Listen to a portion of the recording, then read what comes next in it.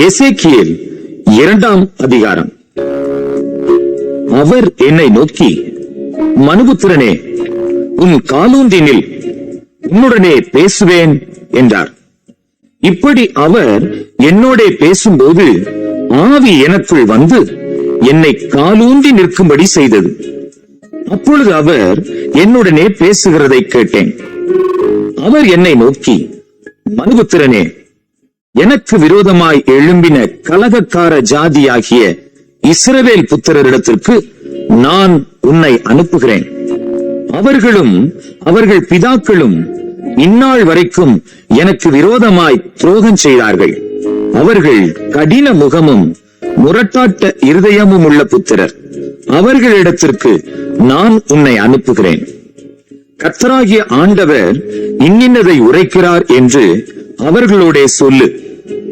கலக வீட்டாராகிய அவர்கள் கேட்டாலும் சரி, கேளாவிட்டாலும் சரி, தங்களுக்குள்ளே ஒரு தீர்க்கதரிசி உண்டென்கிறதை அவர்கள் அறிய வேண்டும்.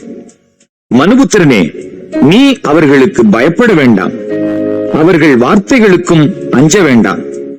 நெரிஞ்சில்களுக்குள்ளும் முள்ளுகளுக்குள்ளும் நீ தங்கியிருந்தாலும், நீ தேடுகளுக்குள் வாசம் பண்ணினாலும், நீ அவர்கள் வார்த்தைகளுக்கு பயப்படாமலும் அவர்கள் முகத்துக்கு கலங்காமலும் இரு.